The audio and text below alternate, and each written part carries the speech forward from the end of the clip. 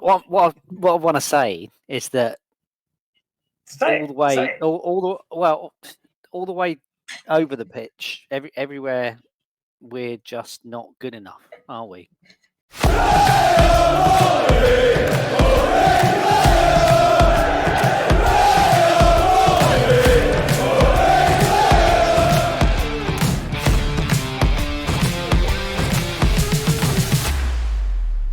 Here we go. Welcome to the Pompey Pod with Mike and Dan. Good evening, Dan. Call you right. Hello. See you then. Hello. Okay, so this has been a pretty dreadful weekend. A 2-0 defeat at Cardiff, 2-1 home defeat against Sheff Wednesday. We're not going to talk about those games because they've been talked about to death on social media and on various other sites. So what we thought we'd do is take a look. We're 12 games in. We've won one. We're bottom of the league. It's a difficult start, isn't it? We knew it was going to be a difficult start, but I think what the problem has been is the last 5 games just haven't been good enough. We thought we were going to kick on after the tough 7 were out of the way. Hasn't happened. So we're going to have a little look at the squad, Dan, aren't we? And say, is it good enough? Is it good enough for this league? You want a quick answer? Well, we could go quick answer, but I'll tell you what, just for fun, we're going to do the long answer. We'll do the long answer. Okay. So because I've got a fair bit to say on this, but we'll make it as short as possible. Yeah. Okay. So let's start. We'll start at the back. We'll start at the goalkeepers, and we've brought in 2 goalkeepers over the summer: Jordan Archer and Nicholas Schmid. We start with Will Norris. Will Norris obviously started till we had that nightmare at Stoke. We're now on our 3rd goalkeeper of the season due to injuries elsewhere. What's your overall impression of the goalkeeping department thus far? I think it'd be, other than the Stoke game, I think it'd be harsh to blame a particular goalie. I mean, you can blame Norris for a few of those goals against Stoke. Other than that, I don't think any of our goalies have done a huge amount wrong. But do either of those 3 goalkeepers fill you with confidence when the ball's going in the box or when we're playing the ball back to the keeper, which we do 90% of the game, for them to kick the ball out? Do they, Mike? Do they fill you with confidence? I don't fill me with any confidence. But is this, my question on the goalkeepers would be, is it partly down to the fact that we've had an unstable back 4 for the first, well, actually you could say for the first 12 games, that we've not played, or we've rarely played with the same back 4 for any 2 games, have we?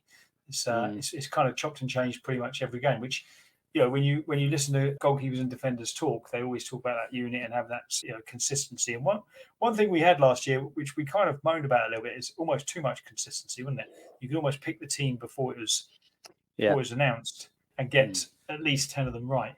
Whereas this season, that's not really the case. And I think the back 4 is the area where we've probably chopped and changed the most, isn't it? Yeah. Can you? What I want to say is that all the way over the pitch, everywhere, we're just not good enough, are we? And we've been saying, we started off saying, oh well, when he comes back and when he's fit, we'll be okay, and when our strongest 11 is out there, then we'll be okay. But we're a quarter of the way through the season now, and I mean, who haven't we seen enough of? Maybe Farrell. He only played 1 game. He did okay. We didn't get to see Kamara, but that's through choice. So there's obviously a reason why he's not putting him on or playing him. And I think that we've seen enough of all of these players to start getting worried. You know that we always try and remain positive, and we're not the first people to go, oh, Mousinho out and we're shit, we're rubbish. But I think Eisners the penny pinching. Yeah. Go on, you think? Yeah. I just think a quarter of the way through the season, yes, I don't think we've started the same 11 2 games running. We're constantly chopping and changing. And I just don't think that the players we've got throughout the squad are going to be good enough to keep us up, unless we buy well in January, complement what we have got. Because if you look through the squad, if you look through yeah, so if you look through the squad, how many of those do you think Mm. would start in any other Championship team? I don't know. And which ones would you want to keep? I think with the exception of people like Lang, maybe Potts, but again, is he just the best of a not so good bunch at the minute? Paul, how many of those players would you think that you'd want to keep? I And think the important thing that, like you said there, is how many of them would start elsewhere. Having seen 11 of the teams now, and we've seen a mixture. We've seen the teams at the top. We've seen Leeds. I think we were kind of lucky that we got Leeds on the opening day.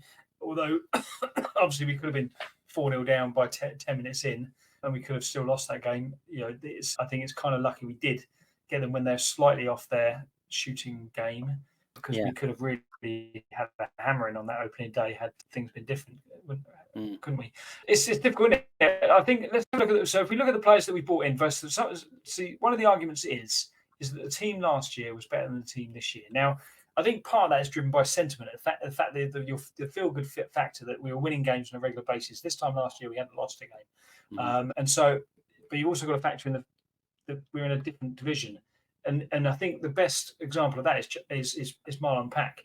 Is that last season he looked absolutely quality. This season, I don't think he's as terrible as some people are making him out. I just think he's a little bit no, off the pace. He's getting caught out a he little is. bit. Yeah, He's yeah, not, and the midfield in the Championship is that much sharper.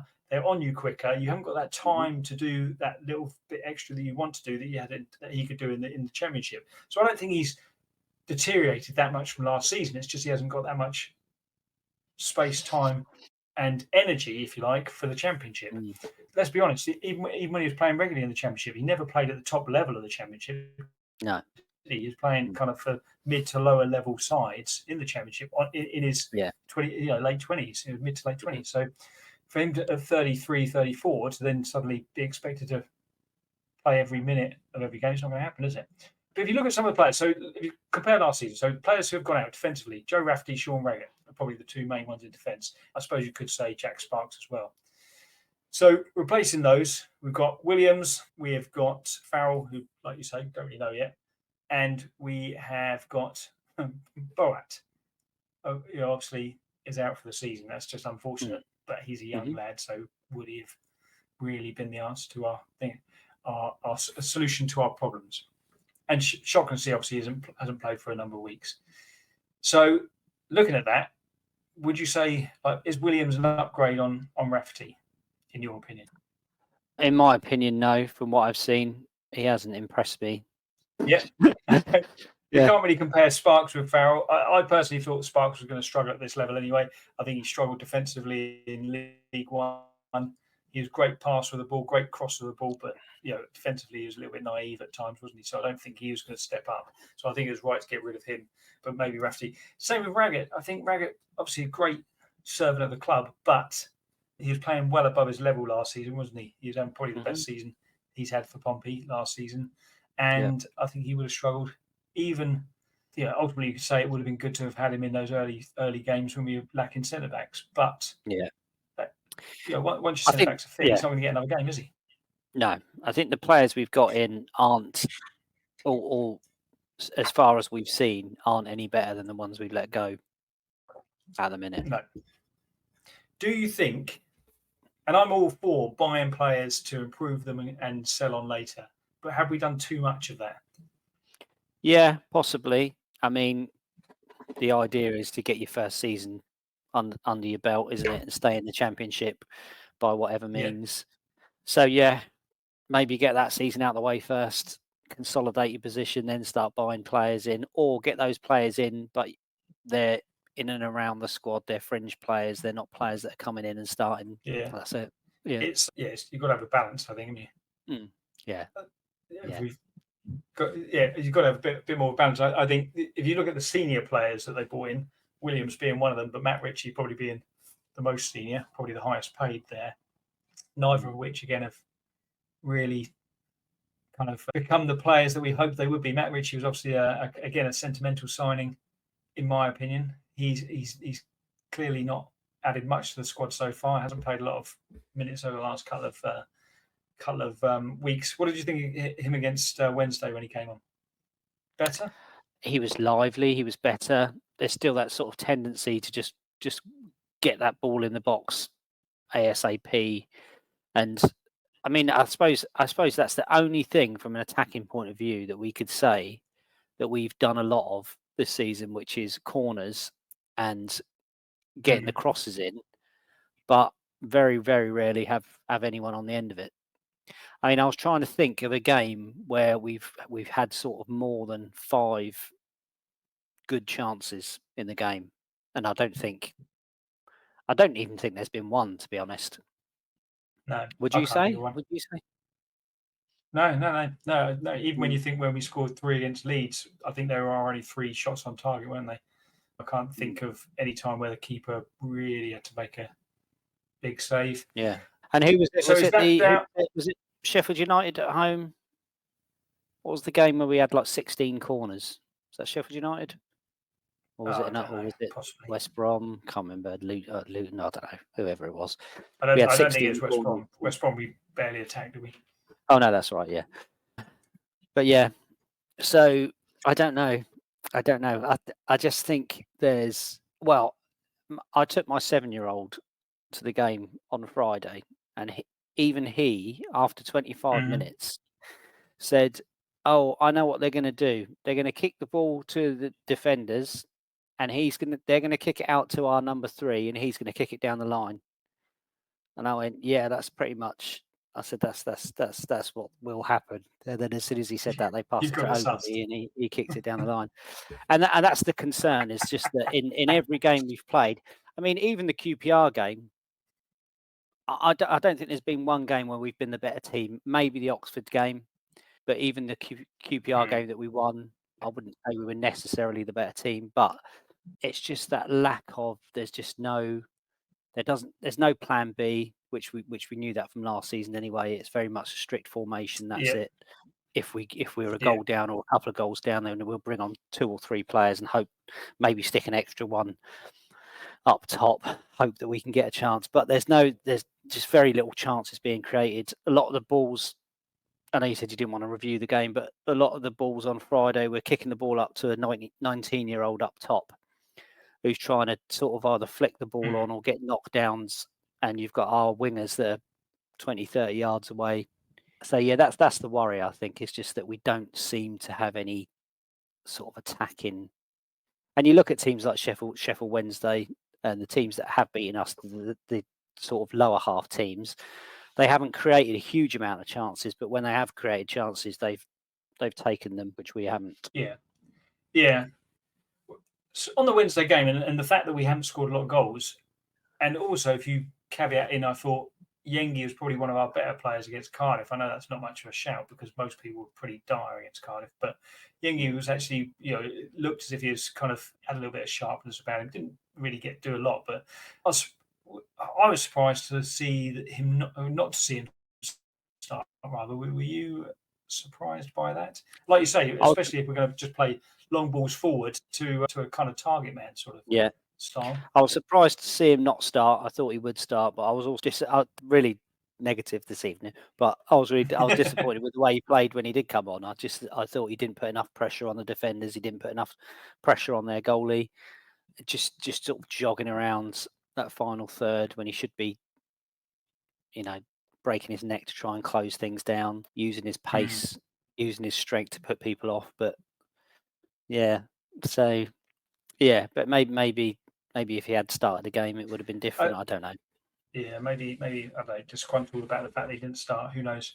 Bishop missing is obviously a massive blow to us. I think whether you think he can step up to the Championship or not, I think when you've got someone who is a 20 goal a season striker for the last 2 years, even if he's the sort of person who, if you give him a chance, he's going to score more than he's going to miss, isn't he?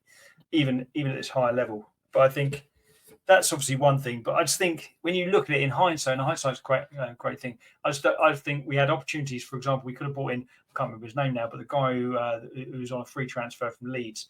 When we were short central defenders, we knew we had central defensive issues. We didn't really have a lot of senior players. We could have brought him in. Like, fair enough, he's 32 years old. He probably would have been quite expensive on wages.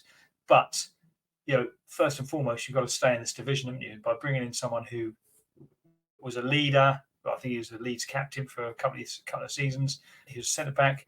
Would have just made sense to bring him or someone like him into the squad to solidify, especially after we've got the news of Bishop going out, and then we've got the central defensive. We knew that McIntyre wasn't starting the season. We knew that Paul wasn't starting the season. And then obviously you had the issue with Boat, who I assume was brought in to be a starter from the off. Then having, going out, it just would have made sense for me, before the even you could have even got him after the transfer window closed, because obviously he was a free transfer. He was unattached. It just seems things like that. I don't know. Maybe it's kind of wages were too much, and therefore it's too big a risk to sign someone on probably who's quite old on a couple of year contract. But then we go and sign Matt Ritchie, who's on a big contract. And I think you do need that experience, don't you? You do need that experience. We don't have many experienced players other than Pack, championship level experience. Even if you look at Dazelle was at QPR and they decided not to renew him. So there's a reason why, isn't there? And QPR weren't setting the world on fire last season, and they're certainly not this season. Okay, so here's the thing. If clearly we feel big investments needed, do you feel they will invest heavily? I think you've obviously got to clear some space in your squad, and the likes of probably Kamara and Blair maybe will be going out on loan perhaps in January to make that space. I think you do one of two things, or you do both of these things, and that's you either get players in or you change the manager, don't you? And that's not me saying that's what we should do. I'm just saying that's the two things that you need to do.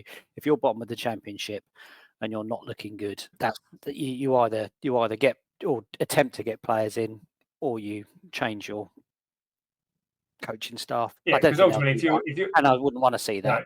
But yeah, I think they have to get players in. I think, like we said, the players we've got just don't seem to be, unless it suddenly clicks. We've seen 11 games now.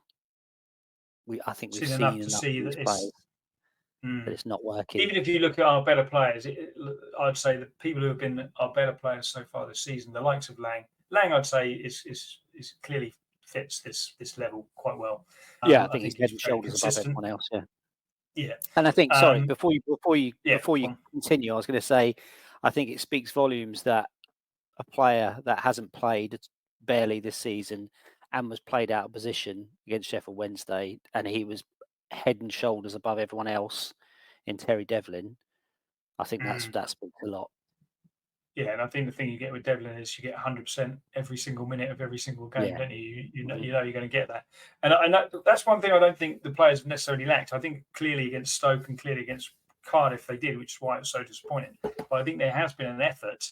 I just think the quality isn't there. I think the quality is just lacking. I think you look at the likes of Sadie. I like Sadie a lot. I think he could be a good player in the future. He's only 21, but I think at the moment he's not quite there for a consistent. He shouldn't be a consistent player in a championship side that wants to kind of get up the table. Should he? He's more of someone you bring on as an impact sub, maybe the last 20 minutes just to rough up the kind of centre backs or whatever. But yeah, I think we're relying on players who are just a little bit lacking in quality. Plenty of effort. Just not quite there. Yeah, that's it. Yeah. Okay. Obviously, we've got the review coming up later this week of the whole game. It's a tough time to be a Pompey fan at the moment. It's not. It's I imagine again, people do like adversity, don't they? So maybe we will get quite a few watches of this. But what are your thoughts? Do you think that Pompey have gone cheap over the summer? Do you think that Mousinho is out of his depth? Do you think that Hughes is out of his depth? Or do you think it's just that players aren't pulling their weight? Where do you think the problem lies? Is it all of those things? Hopefully things are going to change and going to change soon. We do have, I think it was Gareth Evans on Sky suggested that Mousinho's job rests on the next 3 games. And I forget who the third one is, but they're all teams are in the lower half of the season. Hull, Plymouth and Preston, isn't it? Of course it is. I'd be surprised if they did give him the boot. Or would I? Do you think even if we went down with a record low, do you think even that they're still keeping them to build for the next season? Yeah, I don't think that'll happen.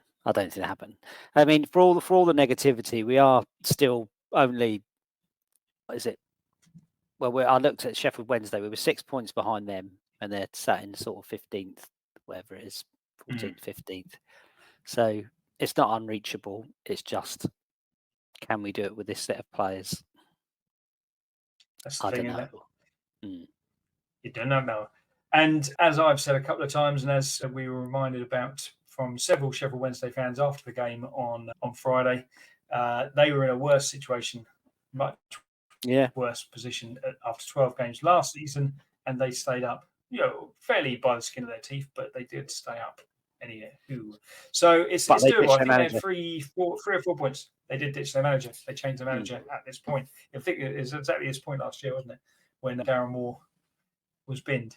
Okay, well, like I say, what are your thoughts, Pompey fans? Let us know in the comments. We will be back later this week with our preview of the Hull City game. Might still be awake for that one because we're recording it straight after. We'll see. Based on the research we've done on Hull City, I'm not so sure we will.